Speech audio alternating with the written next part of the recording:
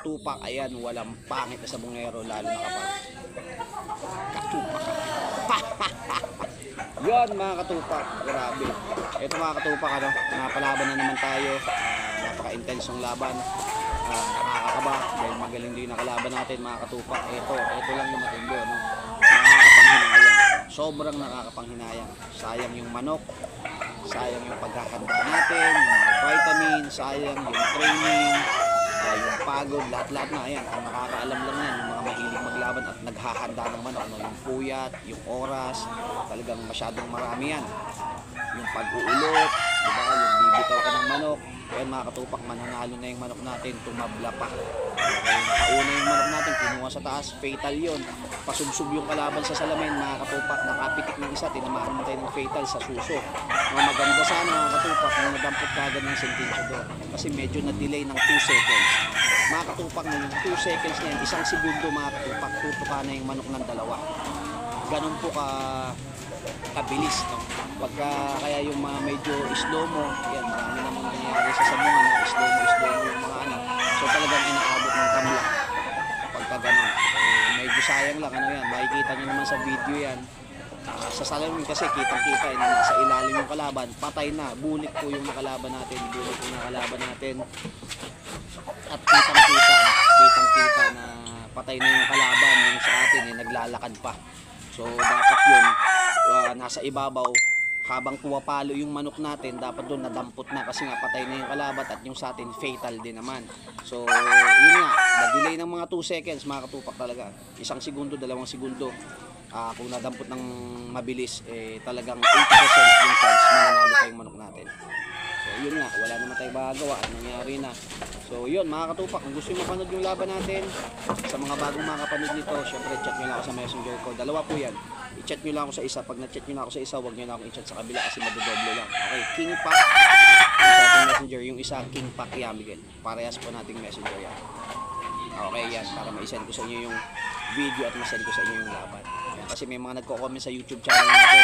Kasi ito, ina-upload ko sa YouTube, ina-upload ko to sa TikTok, ina-upload ko rin sa Facebook para maraming makapanood. Ano? May nagko-comment sa YouTube. Lapag mo dito yung laban mo, ipakita mo yung laban mo, puro ka kwento, puro ka ganito, ganyan, puro ka lang daw ganyan. Ang bobo, ang utak, talagang halatang walang kain. Wala pong nag-a-upload ng laban sa YouTube ng mga vlogger. Lagi mo tatandaan yan. Kahit sinong vlogger, sige, pakita mo kung may nag-upload dyan ng video. Pag-upload mo ka lang dyan, 3 segundo, binibura na kagad yan, nire-remove po yan kasi animal cruelty. Kaya wala pong nag-upload na vlogger ng laban mo.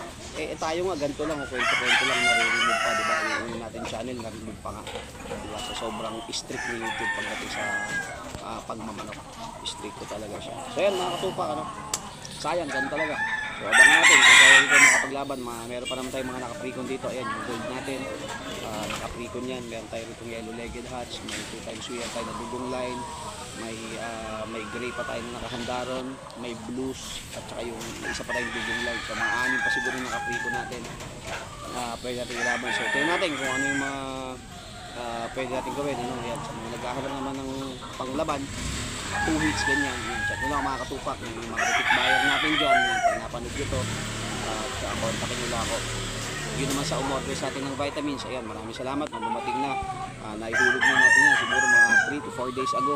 Yan, mga umorder sa atin ng King Pac Pure Glasses, yan, Korean jelly, yan, mga katupak na pagdating talaga sa oras ng laban, talaga pukpukan sa pasaan, mga katupak.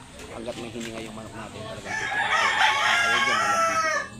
Pagdating naman sa breeding, nakapag-produce sila ng marami at malalakas ang pangangatawan dahil maganda yung vitamins na binibigay natin. Yan. Sa mga stud naman mga katupak, no, yung 5 months, 6 months, mga late maturing yan mga katupak, pag nagbigay kayo ng Korean jelly, ang bilis maglabay din. Saka pag molasses mga katupak, iba yung resistensya nila, matibay talaga. At makikita nyo mga katupak na magaganda yung kilos nila at magaganda yung mga tikas nila. Yung peso naman po yan, matagal na natin ginagamit yan. Sa mga bibili sa atin yan, subukan mo yan. Okay? Yan, salamat ng marami sa inyo mga katupak. Kaya abangan nyo mga katupak sunod na laban natin. Tignan natin baka next week kung laban tayo. So titignan natin kung ano yung maruhugot natin kung dito lalaban natin. So yun, medyo tumabla. pwede namang magpahinga kasi itong mga nakaraang laban natin ang nagpanalo, tumabla, pwede namang magpahinga siguro ng isang linggo, dalawang linggo. Tingnan natin kung ano mangyayari. Kung may mag-chat sa atin, malay mo may mag-chat na Finanso, kung gusto maglaban. So, ayan, kung bibigyan naman natin. Okay? Ayan, salamat ng marami sa inyo mga katupak. Ayan, syempre, King Pa. Hello.